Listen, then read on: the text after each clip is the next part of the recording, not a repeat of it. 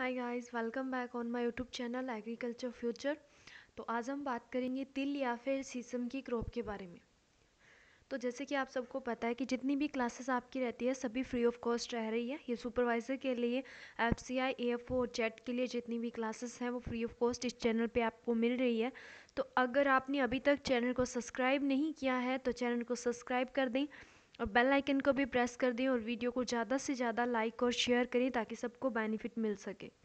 तो सबसे पहले मैं आपको ये बता दूं कि ये सेकंड क्रॉप है। इससे पहले भी हमने सनफ्लावर यानी कि जो तिलहनी फसल है, ऑयल सीड क्रॉप है, उसकी फर्स्ट क्रॉप जो है सनफ्लावर वो हमने कर ली है। और ये हमारी सेकंड क्रॉप है तिलहनी फसलों में, जो कि है सीसम या फिर तिल।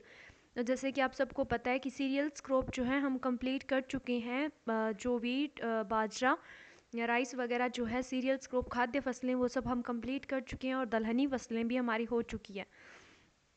तो बात करते हैं तिलहन क्रॉप की। बिना टाइम को ख़राब किए वीडियो को शुरू करते हैं। तो फर्स्ट मैं बता दूं कि अगर किसी ने तिल या फिर सीसम का प्लांट नहीं देखा है तो कोई बड़ी बात नहीं है।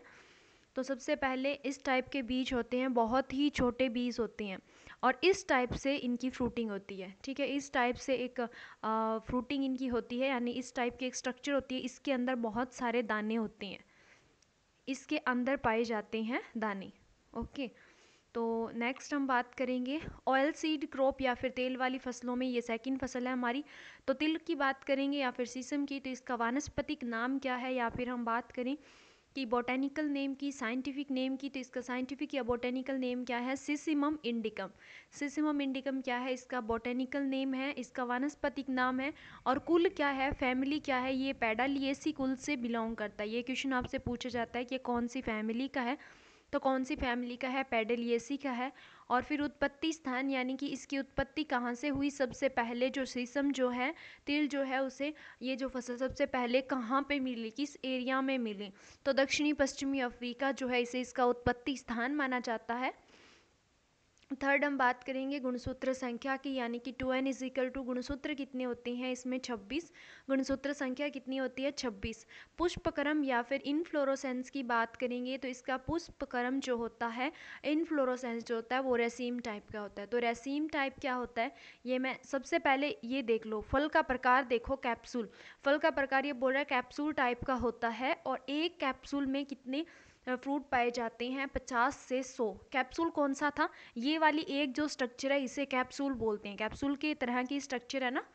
तो ये देखो, ये मैं आपको यहाँ पे डिटेल से बता दूं कि कैप्सूल टाइप का किसे बोलते हैं। जैसे कि लिली के अंदर होता है, लिली के प्लांट के अंदर कैप्सूल टाइप का इनफ्लोरोसेंस, उसमें क्या होता है कि जब हम उसे कट करेंगे ना बीच में से, तो इस टाइप से देखा जाएगा। ये देखो, इस टाइप की स्ट्रक्चर बनेगी। और ये जो अलग अलग कोट से बने हुए हैं ना, इनके अंदर बीज पाए जाते हैं। ओके, इस टाइप की स्ट्रक्चर होगी।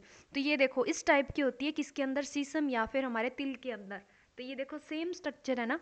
अगर हम इसे यहाँ पे, ये तो बिल्कुल पक चुके हैं, तैयार हो चुके हैं, तब जाके ये देखो ये रहे बीज, इसके अंदर बीज रहे। ये दो लाइनिंग सी बनी हुई है, इनके अंदर बीज थे। ये देखो, इसके अंदर बहुत सारी 4 लाइनिंग होती है, कईयों में 5 होती है। उसके अंदर क्या होते हैं, बीज जो होते हैं वो भरे रहते हैं।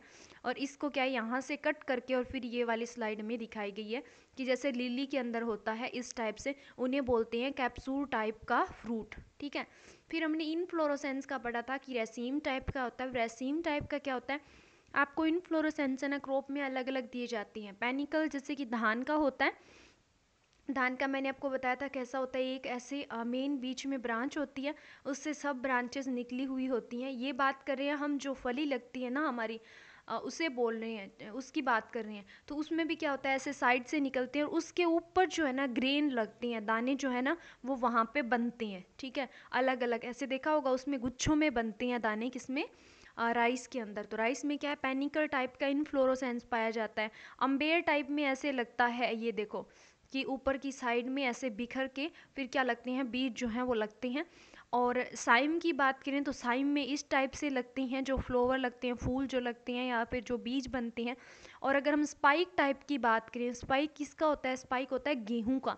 तो गेहूं में हमने देखा है कि बाली बनती है ना, तो इस तरह से बीज के अंदर एक ब्रांच होती है, उसमें क्या होता है, उसमें ऐसे साइड में बीज लगे होते हैं, दोनों साइडों में ऐसे बीज लगे होते हैं। ये देखो, इसने सेम बताया ना कि ऐसे बीज लगे होंगे जिसके अंदर वो क्या है, स्पाइक टाइप का उसका इनफ्लोरोसेंस होगा या पुष्पक्रम होगा। यानी कि पुष्प या फिर फ्लोवर के लगने का क्रम जो है ना, उसे इनफ्लोरेसेंस या पुष्प क्रम बोला जाता है। हमारा जो हम जो तिल कर रहे हैं उसका क्या है, रेसीम टाइप का है। तो रेसीम टाइप में क्या होता है, इस टाइप से, और उसके ऊपर क्या होता है, जो फ्लावर्स हैं वो लगे हुए होते हैं। ओके, या फिर बीज जो हैं वो बनते हैं। तो ये देखो, जैसे कि इसमें दिखाई दे रहा है ना, ये देखो बीच वाली ब्रांच जो है मेन ब्रांच है, और फल कैसे लगी हुई हैं, ये देखो बिल्कुल यहाँ पे पास पास में अलग अलग लगे हुए हैं। एक इस साइड में है, एक इस साइड में, एक इस साइड में। इस टाइप का जो इनफ्लोरोसेंस है, पुष्पक्रम है, यानी कि फलों इस टाइप के फल लगते हैं, पुष्प बनते हैं इस टाइप से, तो उसे क्या बोलते हैं हम, रेसीम बोला जाता है। अब क्लियर हो गया क्या होता है रेसीम। और कैप्सूल की भी बात होगी, एक कैप्सूल में कितने बीज पाए जाते हैं, 50 से 100 बीज पाए जाते हैं। टेस्ट वेट क्या होता है, 3 ग्राम होता है पर 1000 सीड्स, यानी कि 1000 बीजों का वेट। टेस्ट वेट किसे कहते हैं, टेस्ट वेट का मतलब होता है कोई भी फसल है उसके 1000 दानों को हम लेंगे, 1000 सीड को हम लेंगे, और फिर उसका वेट काउंट करेंगे कि इसका वेट कितना है, उसे ही हम क्या बोलते हैं, टेस्ट वेट, या फिर बीज परीक्षण भार उसे बोला जाता है। तो 1000 बीजों को तो टेस्ट वेट बोलते हैं। एक आपको टर्म ये आपने सुनी होगी, सीड इंडेक्स। सीड इंडेक्स में क्या होता है, 1000 बीजों का वजन होता है ना, उसे काउंट नहीं किया जाता, उसमें 100 बीजों के वजन को काउंट किया जाता है। सीड इंडेक्स में कितने होते हैं, 100 बीज होते हैं, और टेस्ट वेट में कितने होते हैं, 1000 बीज लिए जाते हैं। तो ये बोल रहा है कि अगर हम तिल के 1000 दानों को लेंगे ना, और उसके बाद में उसका वेट देखेंगे, उसका वज़न देखेंगे कि कितना है, तो 3 ग्राम ही होगा। तो इससे आप आइडिया लगा सकते हो कि इसके जो बीज हैं वो कितने ज़्यादा हल्के होते हैं, कि उसके 1000 दानों का वज़न ओनली ऑन 3 ग्राम ही होता है। परागण की अगर हम बात करें तो ये बोल रहा है स्वपरागण होता है, इसमें सेल्फ पॉलिनेशन होता है, यानी कि खुद से होता है। सेल्फ पॉलिनेशन का क्या मतलब है, ये एक प्लांट है, ये दूसरा प्लांट है, ठीक है। प्लांट पे क्या लगते हैं, फ्लावर लगते हैं। एक मेल पार्ट होता है, सॉरी मेल पार्ट अलग अलग होते हैं, और एक क्या होता है, फीमेल, यानी कि मादा भाग होता है, और बाकी नर भाग होते हैं। तो यही दूसरे प्लांट का क्या है, फ्लोवर है या फिर पुष्प है, ये बीच वाला मादा भाग है, साइड वाले क्या है, मेल भाग है, नर भाग है। तो इसमें क्या होगा, नर में क्या बनते हैं, नर में बनते हैं पोलन। नर में पोलन बनते हैं ना, वो क्या होते हैं, मादा की स्टिग्मा पर गिरते हैं। मादा की स्टिग्मा पर गिरते हैं, उससे क्या होता है, पोलिनेशन। अगर इस पोलन के अगर इस ये जो नर भाग है ना, मेल भाग, इसके जो पोलन है इसी मादा की स्टिग्मा पर अगर आके गिरेंगे ना, तो इसे हम बोलेंगे सेल्फ पोलिनेशन, स्वपरागण।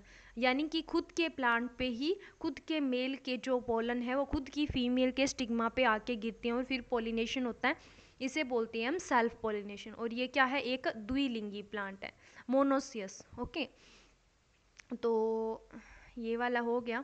नेक्स्ट बात करती हैं, खरीफ फसल है, यानी कि खरीफ सीजन में उगाई जाने वाली फसल है। शॉर्ट डे प्लांट है, यानी कि दिन के अंदर जो इसे टेम्परेचर की आवश्यकता होती है, जो लाइट की आवश्यकता होती है, वो बाकी फसलों के कंपैरिजन में कम होती है। यानी कि अराउंड इसे 11 से 12 हावर एक दिन में लाइटिंग की नीड होती है। और हिंदी में बोले तो ये लघु दिवसीय पौधा है। आइसोलेशन डिस्टेंस क्या होती है, पृथक्करण दूरी जिसे बोलती हैं। तो आपने सीड की एक क्लास हुई है, उस क्लास को देखना, उसमें सीड की जितनी भी क्लासेस हैं, यानी कि सबसे पहले न्यूक्लियस आती है, और फिर ब्रीडर आती है, फिर फाउंडेशन आती है, और फिर रजिस्टर्ड आती है, फिर सर्टिफाइड आती है, और एक और होता है ट्रूथफुल लेबल सीड। ये कई बुक में मेंशन है, कई में नहीं है। तो न्यूक्लियस सीड जो है फर्स्ट है, इससे भी आपको क्वेश्चन पूछा जाता है, तो आप सीड वाली क्लास देख लेना याद से। तो ये बोल रहा है कि अगर हमें कोई फसल के फाउंडेशन बीज बनानी है, या फिर उसके सर्टिफाइड वैरायटीज़ प्राप्त करनी है, सर्टिफाइड वैरायटीज़ लेनी है, सर्टिफाइड बीज लेना है, तो इन्हें हम डेवलप करने के लिए क्या करेंगे, तो इनके जब हमें मान लो तिल की लेनी है, कौन से आधार बीज प्राप्त करनी है, आधार बीज जब लेनी है, आधार बीज किससे बनते हैं, ब्रीडर सीड से बनते हैं। आधार बीज लेने ना, तो ये मान लो हमारे पास ज़मीन है, इस ज़मीन में हमने क्या किया, तिल को ग्रो कर दिया, यहाँ पे तिल ग्रो हो गया। फिर अब ये बोल रहा है कि जब हमने तिल की फसल को ग्रो किया है ना, तो उसके आसपास के कितने एरिया के अंदर कोई दूसरी फसल या फिर तिल की कोई दूसरी वैरायटी नहीं होनी चाहिए, उसे ही आइसोलेशन डिस्टेंस बोला जाता है। तो ये बोला 100 मीटर एरिया के अंदर कुछ नहीं होना चाहिए, और सर्टिफाइड सीड अगर हम ले रहे हैं तो 50 मीटर एरिया के अंदर कुछ नहीं होना चाहिए, क्योंकि अगर इन एरियाज़ में कुछ भी होगा तो उससे क्या होगा, क्रॉस पोलिनेशन होने का डर रहेगा, और जिससे कि क्या होगा कि हमें जो प्योर वैरायटी हम लेना चाहते हैं वो प्योर वैरायटी हमें नहीं मिल पाएगी। तो पूरी मेहनत जो है हमारी बेकार चली जाएगी। इसीलिए ये आइसोलेशन डिस्टेंस जो है ये रखी जाती है। फिर ये जो इम्पोर्टेंट है कि queen of oil seed crop, जितनी भी तिलहनी फसलें हैं उनकी रानी किसे बोला जाता है, तिल को बोला जाता है। ये इसे उपाधि मिली हुई है, ये भी इम्पोर्टेंट है। ये क्या है, क्वीन ऑफ ऑयल सीड है। और इसको गरीबों का घी भी कहा जाता है। इसके तेल को लोग घी की तरह भी यूज़ करते हैं। नेक्स्ट हम बात करेंगे, ये हमने पढ़ लिया। प्रोडक्शन की अगर हम बात करें तो विश्व के अंदर, पूरे संसार में बात करें, सबसे ज़्यादा उत्पादन कहाँ पे होता है, भारत के अंदर। और अगर हम हमारे भारत की बात करें तो राजस्थान के अंदर होता है। और राजस्थान की बात करें तो पाली के अंदर होता है। लेकिन एक चीज़ है कि उत्पादकता सबसे ज़्यादा कहाँ पे होती है, उड़ीसा के अंदर। अब उत्पादकता क्या होती है, उत्पादकता का मतलब ये है कि उड़ीसा के अंदर पर हेक्टेयर जो तिल निकलता है ना, वो ज़्यादा निकलता है बाकी इस राजस्थान या फिर बाकी स्टेट के कंपैरिजन में। मान लो उड़ीसा के 1 हेक्टेयर से ही 10 क्विंटल पर हेक्टेयर निकलता है, यानी 1 हेक्टेयर से जो तिल निकलता है ना वो कितना है, 10 क्विंटल है। और राजस्थान के एरिया से कितना निकलता है, किसी से 5 निकलता है, किसी से 4 निकलता है, किसी से 6 निकलता है। तो इसकी एवरेज कितनी रहेगी, इसकी जो एवरेज होगी वो होगा हमारा प्रोडक्शन। ठीक है, एवरेज होता है प्रोडक्शन, और प्रोडक्टिविटी क्या होती है, एक पर्टिकुलर एरिया की होती है। ठीक है, उड़ीसा 1 नंबर पे नहीं है उत्पादन में, लेकिन उत्पादकता में तो 1 नंबर है ना। मतलब ये थोड़ा ही प्रोडक्शन कर रहा है, फिर भी ये पर हेक्टेयर देखो कितना ज़्यादा कर रहा है। राजस्थान 1 नंबर पे है, फिर भी इसका पर हेक्टेयर किसी का 5 क्विंटल है, किसी का 6 क्विंटल है। लेकिन ये 10 क्विंटल कहीं से भी राजस्थान में नहीं निकल रहा, ये ओनली उड़ीसा में ही निकल रहा है। इसीलिए इसकी उत्पादकता कितनी है, 10 क्विंटल पर हेक्टेयर। कंटेंट की अगर हम बात करें कि इसके अंदर क्या क्या पदार्थ पाए जाते हैं, यानी ऑयल की मात्रा कितनी रहती है, प्रोटीन की कितनी रहती है, ये आपसे पूछा जाता है एग्जाम में। तो ऑयल कितना रहता है, 46 से 54% जो आपका ऑयल रहता है। प्रोटीन कितना रहता है, 18 से 20% प्रोटीन रहता है। और प्रोटीन जो है वो किस रूप में रहती है, तो ग्लोबुलिन के रूप में जो प्रोटीन है आपकी वो रहती है। और तिल के ऑयल को, यानी कि तिल का जो तेल होता है, उसे हम लंबे टाइम तक स्टोर करके रख सकते हैं। किसके कारण, उसमें सिसेमोल पाया जाता है, उसकी वजह से। ये इम्पोर्टेंट है, सिसेमोल की प्रेजेंस के कारण हम तिल के जो तिल का जो तेल है उसे लंबे टाइम तक स्टोर करके रख सकते हैं। ये देखो इस टाइप का होता है तिल का तेल, और ये क्या है, तिल। तो नेक्स्ट हम बात करेंगे जलवायु या फिर क्लाइमेट की। तो कैसी जलवायु चाहिए इसे, गर्म और शुष्क जलवायु की आवश्यकता होती है। और जब अंकुरित हो रहा होगा ना पौधा, यानी कि जर्मिनेट हो रहा होगा पौधा, तो उस टाइम टेम्परेचर कितना होना चाहिए, 25 से 27 डिग्री सेल्सियस। और जब विकास हो रहा होगा फसल का या फिर पौधे का, तो उस टाइम कितना होना चाहिए, 27 से 33 डिग्री सेल्सियस। फिर हम बात करें तिलहनी फसलों में सूखा सहन करने वाली कौन सी फसल है। तो तिलहनी फसलों में सूखा सहन करने वाली अगर फसलों की हम बात करें तो कौन सी है, तिल ही है, जो सबसे ज़्यादा सूखा सहन कर सकती है, ड्राई कंडीशन में रह सकती है। इसे वार्षिक वर्षा की कितनी आवश्यकता होती है, 500 से 600 mm, यानी ऐसे एरिया जहाँ पे 500 से 600 mm होती है वहाँ पे हम इसे अच्छी तरह से ग्रो कर सकते हैं। नेक्स्ट हम बात करें सोविंग टाइम या फिर सीड रेट की। तो जैसे कि ये बीज हैं, और सोविंग टाइम का क्या है कि जून जुलाई के मंथ में इसकी सोविंग की जाती है, इसकी बुआई की जाती है। और नॉर्मली अगर हम सीड रेट की बात करें तो 3 से 4 kg। और जो शाखा युक्त हैं, जिनके अंदर शाखाएं पाई जाती है, ब्रांचेस पाई जाती हैं, यानी कि ब्रांचेस ज़्यादा निकलती हैं, जिनके अंदर ऐसे साइड में से भी ब्रांचेस निकलती है, वो शाखा युक्त है। तो उसमें 4 से 5 kg सीड रेट लेंगे। और शाखा रहित जो है उसमें 2 से 2.5 kg पर हेक्टेयर, यानी 1 हेक्टेयर में बुआई करने के लिए हम जितने बीज लेते हैं उसे ही हम क्या बोलते हैं, सीड रेट बोला जाता है। ये एक यूनिट है जिससे हम की माप सकते हैं कि सोविंग जो सीड रेट है हमें कितना लेना है। तो पर हेक्टेयर में ही मापा जाता है कि 1 हेक्टेयर के लिए कितना चाहिए। फिर हम पीएच की बात करें तो जिन एरिया की पीएच 6 से 8 है वहाँ पे हम तिल को लगा सकते हैं। और नेक्स्ट बात करें बीज उपचारित की, तो बीज को किससे उपचारित करना चाहिए, कार्बेंडाजिम से। 2 ग्राम पर केजी सीड, यानी कि कार्बेंडाजिम 2 ग्राम लेंगे, और 2 ग्राम से 1 किलो जो तिल का बीज है उसे हम उपचारित करेंगे।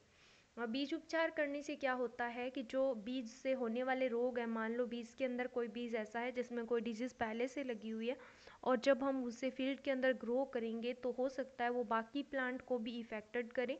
तो उसे हम पहले से ही जब ट्रीट करके ही उसकी बुआई करेंगे, उपचारित करके ही, तो ऐसा नहीं होगा। इसीलिए सीड को उपचारित किया जाता है। और अगर मान लो बाई चांस सोयल जो है उसमें कोई प्रॉब्लम है, यानी कि जहाँ पे हम तिल को ग्रो करना चाहते हैं वहाँ पे कोई ऐसी डिजीज़ है जो कि क्रॉप को हो सकती है, तो वहाँ पे भी क्या है, ये रेजिस्टेंस शो करेगा अगर हमने बीज को उपचारित किया है तो। फिर हम स्पेसिंग या फिर दूरी की बात करेंगे, तो स्पेसिंग कितनी रखी जाती है, दूरी कितनी रखी जाती है। 30 तो रखी जाती है कतार से कतार या रो से रो की दूरी, और 10 सेंटीमीटर किसकी रखी जाती है, प्लांट से प्लांट की दूरी। अब रो और प्लांट का क्या फंडा है, तो इसमें क्या होता है, जैसे कि ये देखो, ये सभी क्या है, प्लांट लगे हुए हैं अलग अलग। ये वाली पूरी एक रो है, ये दूसरी है जो ये दूसरी रो है, इसे हम कतार बोलते हैं हिंदी के अंदर। तो आपने देखा होगा फील्ड के अंदर जब कोई भी फसल को ग्रो करते हैं, कोई भी फसल को लगाते हैं, तो दो कतारों के बीच, दोनों लाइनों के बीच में दूरी रखी जाती है।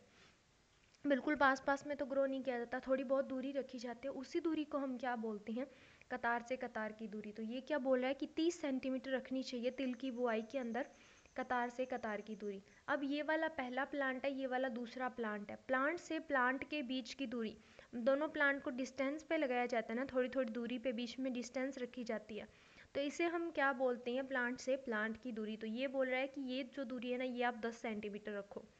फिर गहराई की बात करेंगे तो 2 से 3 सेंटीमीटर रखनी चाहिए, यानी कि जब हम बीज को मिट्टी के अंदर ग्रो करेंगे तो उसकी गहराई कितनी होनी चाहिए, उससे कितनी डेप्थ में सोन करना चाहिए, तो 2 से 3 सेंटीमीटर से ऊपर भी नहीं करेंगे, क्योंकि पक्षी वगैरह हैं वो क्या होंगे, अगर उन खा जाएंगे बीज को, और अगर इससे ज़्यादा गहराई में हम डाल देंगे तो वो जर्मिनेट नहीं हो पाएगा। इसीलिए 2 से 3 सेंटीमीटर इसकी जो है गहराई बताई गई है। बीज बहुत हल्का होता है इसी वजह से। फिर फर्टिलाइज़र या फिर मैन्योर की बात करें, यानी कि खाद या फिर उर्वरक की, कितनी खाद कितनी उर्वरक की आवश्यकता होती है तिल की फसल को, तो FYM जो है ना वो क्या करेंगे, 4 सप्ताह पहले ही, यानी कि जैसे हमें जिस फील्ड के अंदर हमें तिल की बुआई करनी है उसी फील्ड में हम 4 सप्ताह पहले ही क्या करेंगे, FYM जो है, फार्म यार्ड मैन्योर जो है, उसे क्या करेंगे, फील्ड के अंदर डाल देंगे, 8 से 10 टन पर हेक्टेयर।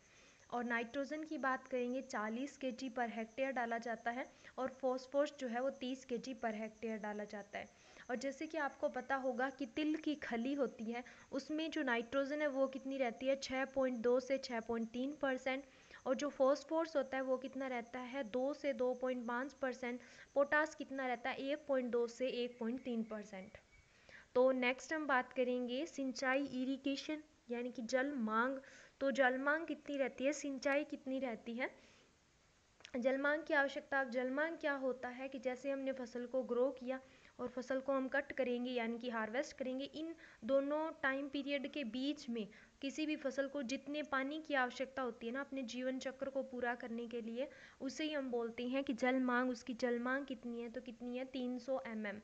फिर करते हैं क्रांतिक अवस्था की बात, यानी कि हर एक फसल है उसकी अपनी अपनी अलग अलग क्रिटिकल स्टेज होती है, क्रांतिक अवस्था होती है इरिगेशन के लिए, यानी कि एक ऐसी स्टेज आती है हर एक फसल के अंदर जिस टाइम इरिगेशन देना बहुत ज़रूरी होता है, उसे इरिगेशन की, पानी की बहुत आवश्यकता होती है। तो तिल के अंदर जैसे आपने गेहूं के अंदर पढ़ा होगा, CRI स्टेज आती है 20 से 25 दिन बाद, उस पर पानी देना नेसेसरी होता है। तो उसी तरह से इसकी कौन सी है, फूल आते समय, यानी कि फ्लावरिंग पीरियड में जब फूल आ रहे होंगे, और फली में दाने बनते समय, यानी कि जब पॉड के अंदर क्या होंगे, दाने बन रहे होंगे, उस टाइम देनी होती है। फिर खरपतवार नियंत्रण या फिर वीज कंट्रोल की बात करें कि खरपतवार नियंत्रण कैसे करेंगे, तो बुआई के 20 से 25 दिन बाद ही हम क्या करेंगे, जो खरपतवार है उसका नियंत्रण करेंगे। और अगर सबसे पहले तो हमें ट्राई करना है कि हाथ से उखाड़ के फेंक देंगे अगर खरपतवार कम है तो, और अगर खरपतवार बहुत ज़्यादा है फील्ड के अंदर तो हम स्प्रे का यूज़ करेंगे, फ्लूक्लोरालिन या फिर जिसे बेसिलिन बोलते हैं, और या पेंडेमेथिलिन जिसे स्टाम्प बोला जाता है, इन केमिकल का यूज़ करेंगे हम। नेक्स्ट बात करते हैं कि कटाई, तो हार्वेस्टिंग की कब कैसे की जाती है, जब पक करके पीली पड़े तो उसे हंसिए से यानी द्रांति से काट लिया जाता है, और इस टाइप से ना इसके बंडल बना के इसे रखा जाता है। ओके, बंडल बना के इसे सूखने के लिए रख दिया जाता है, और जैसे ये सूख जाते हैं ना, फिर इस टाइप से क्या है, इसे निकाला जाता है, नीचे कपड़ा बिछा के, और फिर क्या करती हैं, उसे उसके ऊपर उल्टा करके हिलाती हैं तो सारा बीज निकल जाता है। फिर किस्मों की बात करें तो सफ़ेद दाने वाली किस्में जो हैं, वाइट दाने वाले TC25 है, और प्रताप C50 जिसे बोलती हैं, RT 125 है, RT 25 है, गौरी प्रगति NT 175 भी बोलते हैं, विनायक है, सूर्या है, और काले दाने वाली, जैसे वाइट दाना होता है ना तिल का, उसी तरह से काले दाने की वैरायटी भी होती है TA22, ठीक है। और उपज कितनी होती है, यील्ड कितनी होती है, 8 से 10 क्विंटल पर हेक्टेयर इसकी क्या रहती है, उपज रहती है। तो thanks for watching my video. आज की वीडियो में इतना ही, मिलते हैं नेक्स्ट वीडियो में, तब तक के लिए टेक केयर, बाय बाय। अगर किसी ने अब तक चैनल को सब्सक्राइब नहीं किया है तो जल्दी से सब्सक्राइब कर लें और बेल आइकन को भी प्रेस कर दें, ताकि जैसे ही वीडियो अपलोड हो आपको नोटिफिकेशन सबसे पहले मिले।